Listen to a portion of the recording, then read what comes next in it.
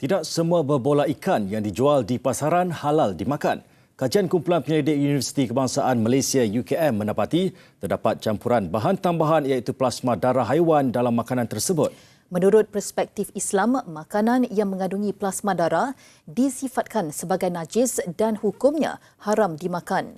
Untuk penjelasan lanjut ikuti laporan disediakan wartawan Juliana Syarin.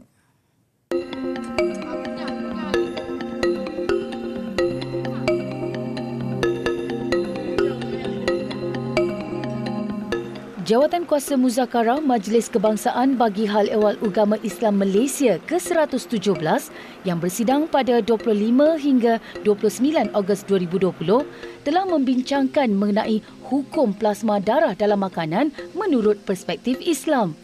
Jawatankuasa itu memutuskan penggunaan darah mengalir dalam semua jenis makanan atau minuman adalah haram secara ijma'.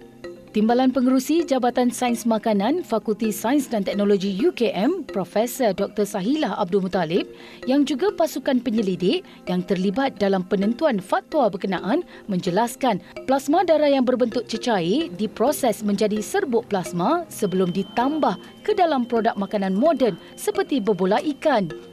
Kandungannya yang kaya dengan protein menjadi faktor utama mengapa ia digunakan di dalam produk makanan.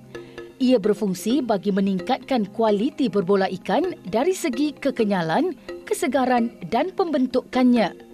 Ada berbola ikan yang boleh kerai kalau tak ada fungsi plasma tadi. Jadi dengan adanya meat gum, fungsi meat gum dalam plasma tu menyebabkan berbola tu berkepal elok lah.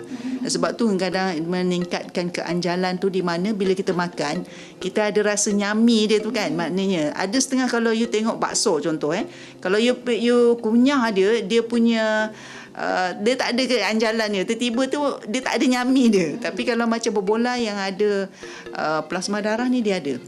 Beberapa kajian terhadap kandungan dalam produk surimi ini telah dilakukannya sejak 2014 hingga 2020. Daripada 17 sampel produk yang dijual di pasaran tanpa logo halal, 4 atau 23% dikesan mengandungi plasma darah ayam dan kambing. Plasma darah ni sama ada haiwan tu disembelih ataupun tidak, dia tetap haram sebab plasma darah diambil daripada bahan daripada darah yang mengalir. Jadi darah yang mengalir hukumnya haram lah dalam Islam. Sebab tu kita tak boleh ambil kan. Dia tak sama hukum dia macam kita makan daging darah yang ada kat hati, kat tulang kan, yang dibenarkan kan. Tapi kalau macam darah mengalir yang kita ekstrak protein dan kita tambah dalam bahan makanan, itu tidak dibenarkan dalam Islam. Selain dalam berbola ikan, plasma darah haiwan turut digunakan dalam produk makanan yang sering menjadi bahan utama kaedah masakan steamboat. Dia selalunya makanan yang terproses yang terutamanya berbola yang macam apa kita kata steamboat. Kalau yang jenis-jenis macam tu potensi ni ada untuk diletakkan protein plasma tadi. Sebab salah satu sebabnya ditambahkan protein plasma ni sebab satu tu dia murah lah. Orang ramai seharusnya lebih prihatin apabila ingin mendapatkan produk makanan yang diproses seperti berbola ikan kerana dikhawatiri mengandungi bahan yang tidak halal. Pengguna perlu ada sifat ingin tahu dan sensitif tentang perkara ini supaya tidak termakan makanan yang haram. Kerjasama pelbagai peringkat perlu dipergiatkan lagi bagi meningkatkan kesedaran umum tentang halal haram terutama melibatkan bahan tambahan makanan. Juliana Syarin, TV3.